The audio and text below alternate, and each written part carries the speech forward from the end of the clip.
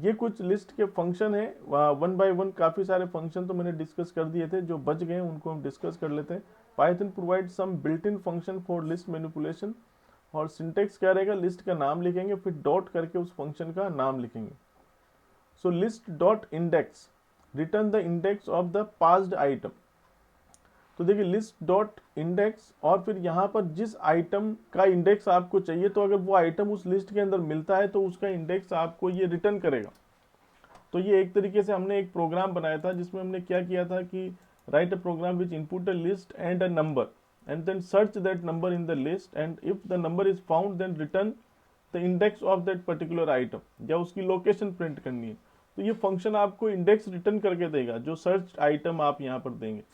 तो हालांकि हमने फिर उसको वन बाय वन हमने उसको प्रोसेस किया और फिर हमने उसका इंडेक्स लिया था, लेकिन इतना बड़ा काम करने की जगह ये सिंगल फंक्शन अगर आप यूज़ करेंगे तो इसकी हेल्प से भी आप किसी आइटम को किसी लिस्ट के अंदर सर्च कर सकते हैं और उसका इंडेक्स आपको सीधा सीधा मिल जाएगा। क्या इसकी प्रैक्टिस करके देख लेते हैं, एक प्रोग्राम मैं बना के बता देता हूँ आपको। तो सपोज कोई लिस्ट मेरे पास गिवन है L equal to 10, 20, 30, 40, 50। Suppose this list is given and I have a one number, suppose item, और एक कोई भी नंबर है सपोज n इक्वल टू, और इसकी वैल्यू क्या है मेरे पास 30।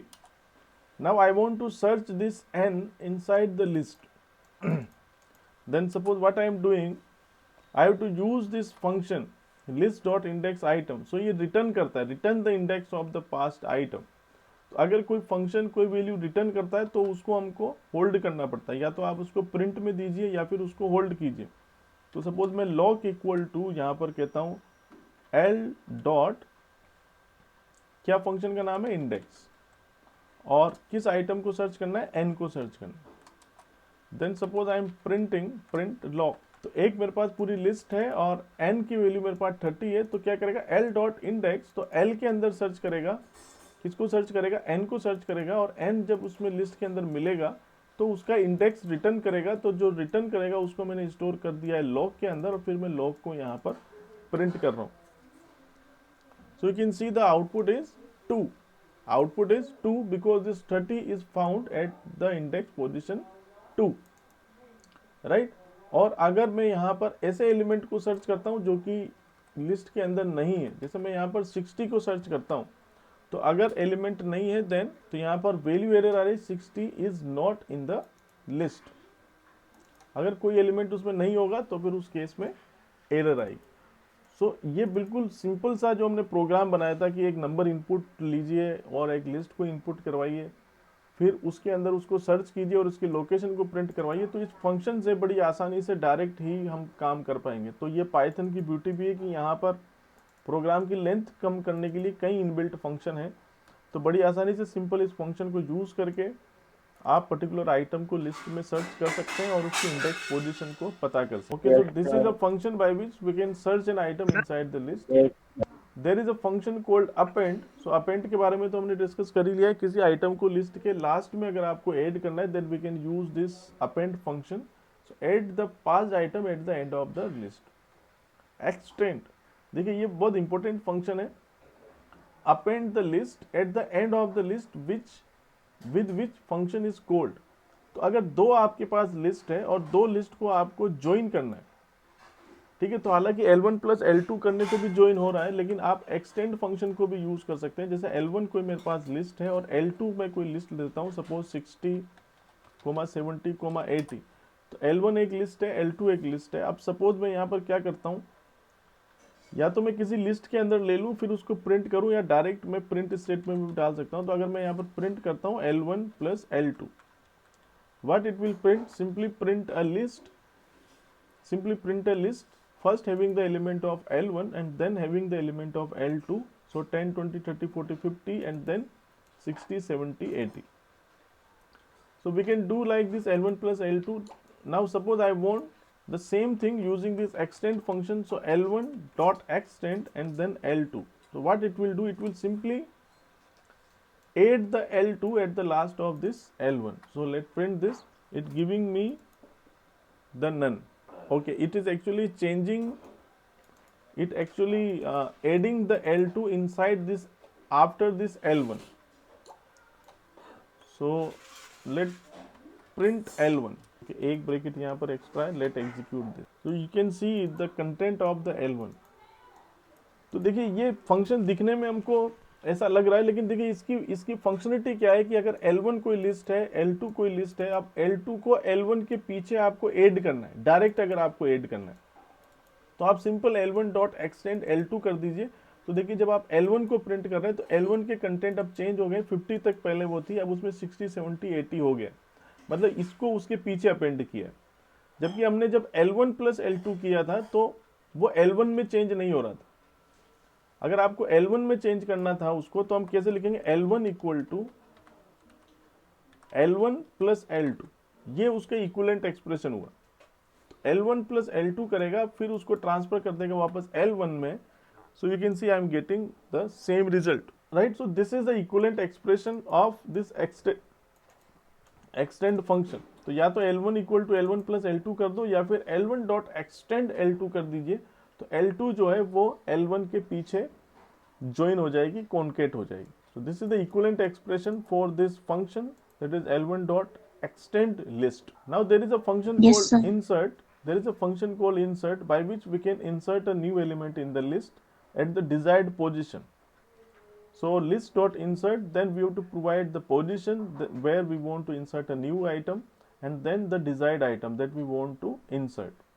So I have already explained about this function, how we can insert a particular element at the desired location। There is a function called pop by which we can delete the element। So ये अभी ऊपर मैंने explain कर दिया, list dot pop, and then we can provide the particular index position for which we want to do the deletion। So अगर आप index यहाँ पर नहीं देते then it will delete the last element, और अगर आप इंडेक्स देते हैं then it will delete that element।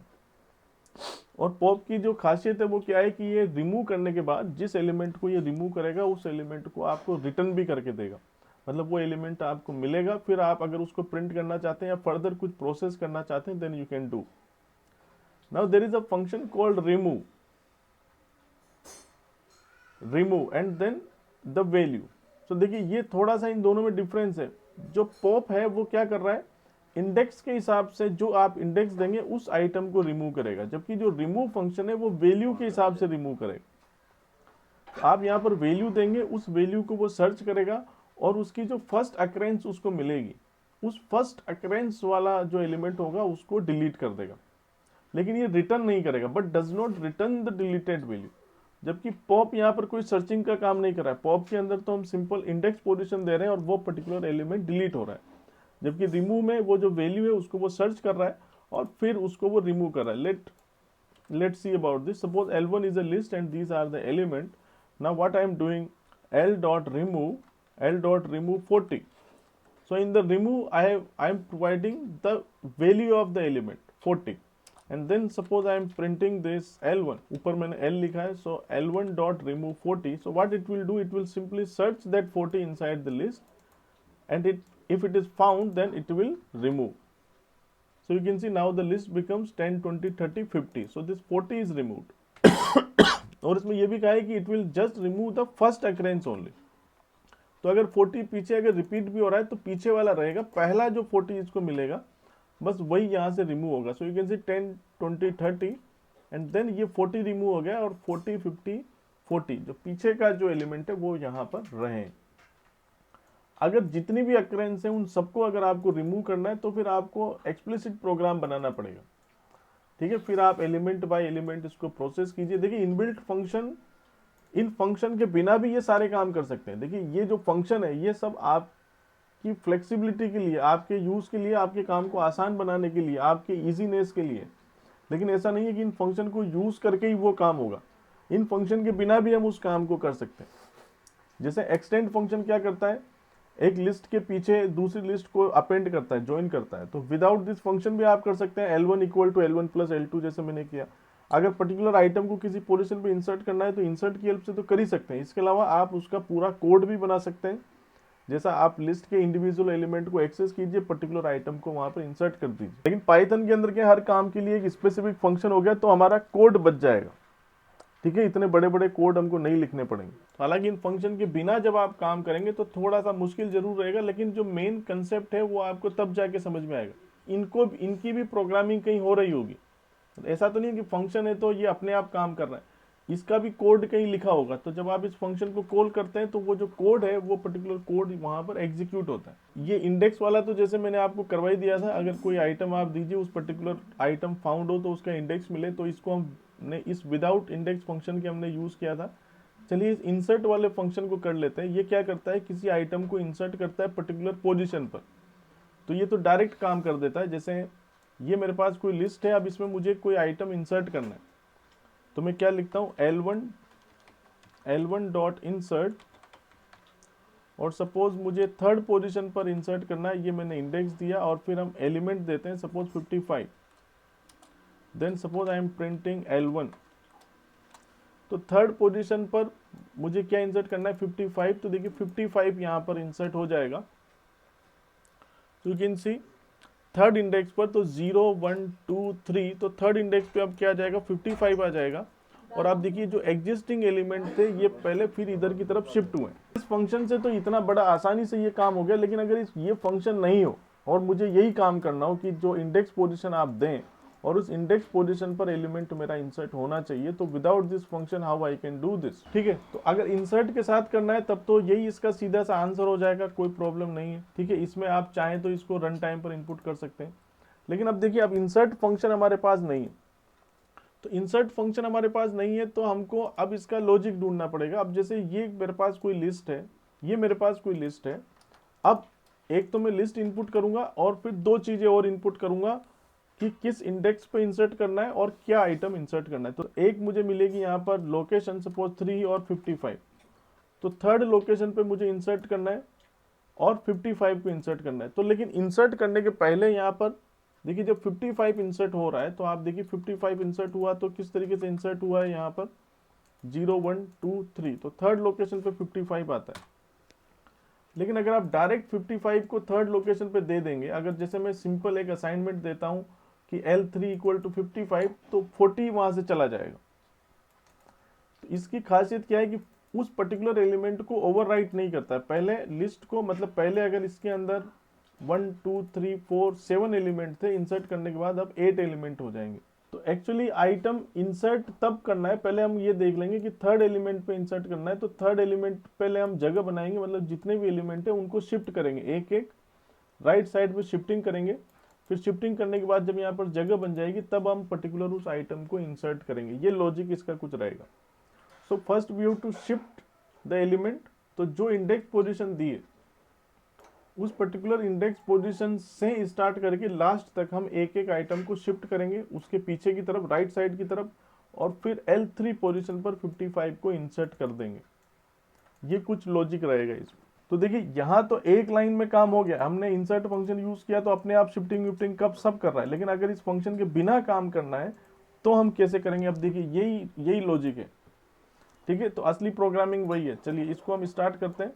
List को चलिए सबसे पहले मैं रन टाइम पर इनपुट कर लेता हूं। मैं यहाँ पर मान के चलता हूँ 10 एलिमेंट इसके अंदर है, तो L इक्वल टू मैं एक एम्प्टी लिस्ट लेता हूँ, एक लूप लगा देता हूँ फॉर i इन रेंज 10, और ठीक है मैं यहाँ पर एक नंबर ले लेता हूँ इंट, और रन टाइम पर पूरी लिस्ट को इनपुट कर लेता हूँ इनपुट। ठीक है, थोड़ा सा ये ज़्यादा एलिमेंट इंसर्ट करने पड़ेंगे, सपोज मैं इसमें 5 ही एलिमेंट रख देता हूँ, और फिर मैं सिंपल यहाँ पर L के अंदर इसको अपेंड करा देता हूँ, L dot append A। So this is the code by which I can create the list. तो टाइम भी हो रहा है, जल्दी जल्दी से मैं बता देता हूँ। अब दो चीज़ें मुझे इनपुट करना है, एक नंबर इनपुट करना है और उसका इंडेक्स इनपुट करना है। सो एक मैसेज दे देता हूँ, print enter the index where you want to insert. जिस इंडेक्स पे आप इंसर्ट करना चाहते हैं उसको इनपुट कीजिए। तो सपोज मैं यहाँ पर उसका कुछ नाम रख देता हूँ, सपोज इंसर्ट इंडेक्स नाम का ये वेरिएबल है, इसको मैं इनपुट करना चाहता हूँ। ये इंटीजर टाइप की लोकेशन होगी, या फिर छोटा ही नाम दे लेता हूँ, सपोज x नाम इसका ले लेता हूँ। और इसी तरीके से मैं यहाँ पर एक और चीज इंसर्ट करूंगा, एंटर द एलिमेंट या enter the item that you want to insert, और मैं यहाँ पर y ले लेता हूँ। तो y मेरे पास वो आइटम है जिसको इंसर्ट करना है, x वो लोकेशन है जहां पर इंसर्ट करना है। तो ये इतना कोड मेरा तैयार हो गया। अभी तक तो मैंने सिंपल इनपुट किया है। अब देखिए, अब मुझे क्या करना है, इस लिस्ट के अंदर इंसर्ट करना है, तो इस लिस्ट को मैं प्रोसेस करूंगा। तो मुझे क्या करना है, पहले इस लोकेशन तक पहुंचना है, ठीक है, थर्ड लोकेशन तक पहुंचना है, फिर उसके बाद के जो एलिमेंट है उनको शिफ्ट करना है राइट साइड में। तो राइट साइड में शिफ्ट करना है मतलब ये जो एलिमेंट है ये इधर शिफ्ट होना चाहिए। मतलब अगर मैं कहूँ 0 1, अगर इसमें 5 ही एलिमेंट में लेता हूँ, सपोज यहाँ तक इसको मैं लेता हूँ, तो 0 1 2 3 4, तो 4 इंडेक्स वाला जो एलिमेंट है उसको 5 में भेजना है, मतलब L5 इक्वल टू L4 करना है, ठीक है। तो L4 जो है L5 पर जाएगा, तो इस तरीके का कुछ लॉजिक रहेगा। और ये लूप मेरे को कहाँ तक चलाना है, कहाँ तक के एलिमेंट की शिफ्टिंग करनी है मुझे, जहाँ तक मुझे ये इंडेक्स चलता है वहां तक। तो या तो पीछे से मैं लूप लगा दूं ताकि वो एलिमेंट, क्योंकि पहले 50 को शिफ्ट करूंगा मैं, जब जगह बनेगी फिर 40 को यहाँ पर शिफ्ट करूंगा। ऐसा नहीं कि 30 को इधर शिफ्ट कर दूंगा, तो 30 को इधर शिफ्ट करूंगा तो ओवरराइट हो जाएगा, पहले लास्ट वाले एलिमेंट को शिफ्ट करूंगा। तो पीछे से एक लूप लगाता हूं मैं इसमें, फॉर आई इन रेंज। अब यहाँ पर हालांकि लिस्ट की के जो एलिमेंट है वो फिक्स है कि 5 ही एलिमेंट है, फिर भी आप चाहें तो इसको और कस्टमाइज कर सकते हैं। तो लेन ले सकते हैं, लेन एल, तो लिस्ट की जितनी लेंथ है वहां से ये लूप चालू होगा और कहाँ तक जाएगा, पीछे से चालू होगा। तो लेंथ, तो इसकी लेंथ तो 5 है, इसकी लेंथ कितनी है, इसकी लेंथ 5 है, तो लेंथ के अंदर तो 5 आएगा, तो हमको 4 से चालू करना है। तो इसको लेन L-1 करते, वहां से चालू हो और कहाँ तक जाना चाहिए। अब जैसे लोकेशन इसकी दी है 3, तो 3 तक इसको चलना चाहिए।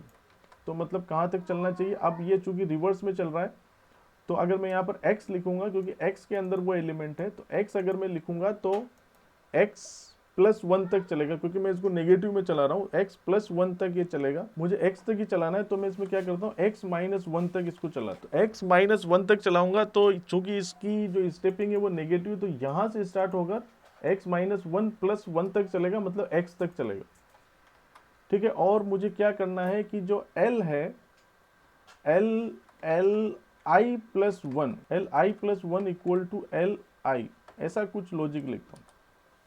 तो Li जो होगा, मतलब देखिए Li की वैल्यू सबसे पहले क्या होगी, 4 होगी, तो L4 जो है वो कहाँ जाना चाहिए, L5, ठीक है। इसी तरीके से L3 कहाँ जाना चाहिए, L4 में। तो इस तरीके का कुछ लॉजिक रहेगा।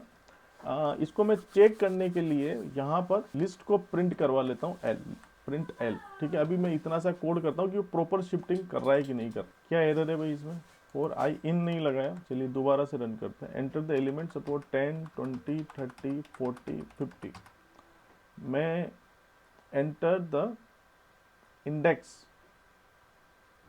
Suppose 3, enter the item suppose 10, third location पे इंसर्ट करना चाहता हूँ। List assignment index out of range, हाँ, क्योंकि ये उस पर्टिकुलर इंडेक्स को नहीं ले रहा है, ठीक है, तो उसकी साइज इंक्रीज नहीं कर रहा है। तो इसकी साइज को कैसे बढ़ाएंगे, इस पर्टिकुलर जब मैं Li+1 कर रहा हूँ तो L5 कर रहा है, तो L5 इंडेक्स को ये एक्सेप्ट नहीं कर रहा है, कह रहा है आउट ऑफ बाउंड हो रहा है वो।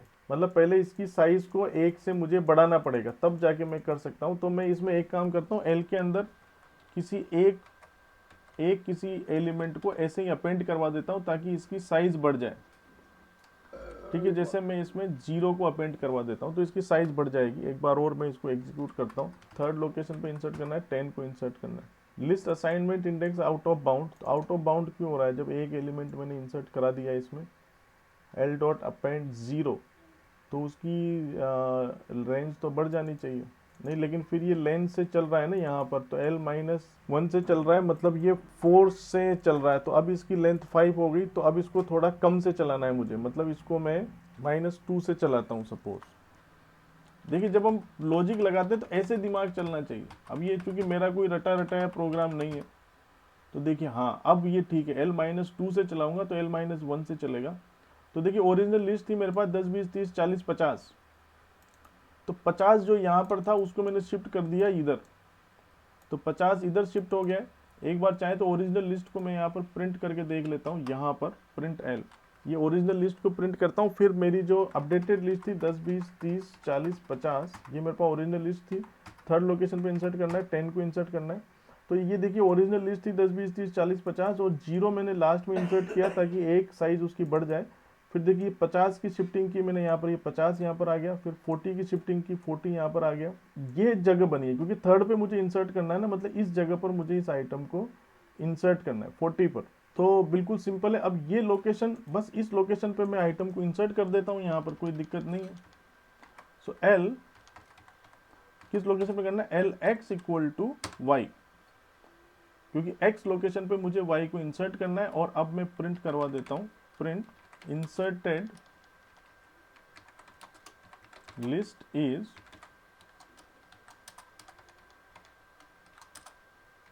Print L.